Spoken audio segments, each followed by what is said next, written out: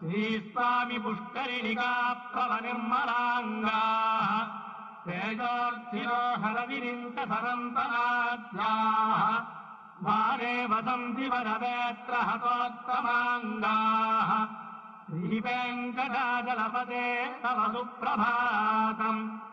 స్వామి పుష్కరిణి ప్రత్యేకమైనటువంటి వైభవము కలిగినటువంటి పుష్కరిణి.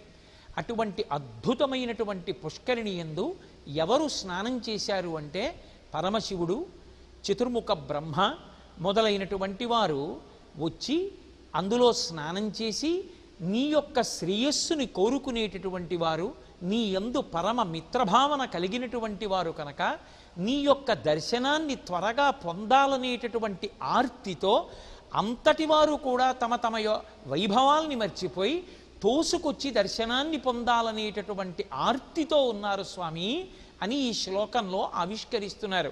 అంటే ఆ వెంకటేశ్వరుని యొక్క దర్శనాన్ని పొందాలనేటటువంటి ఆర్తి అందరి యందు ఎంత మిక్కుటంగా ఉంటుంది అన్న విషయాన్ని చెప్పడానికి పరమేశ్వరుడు బ్రహ్మగారి వంటి వారే అంతటి ఆర్తిని పొంది ఉంటారంటే ఆయన దర్శనాన్ని పొందడానికి సామాన్యులు ఆర్తి పొందడంలో ఆశ్చర్యమేముంది.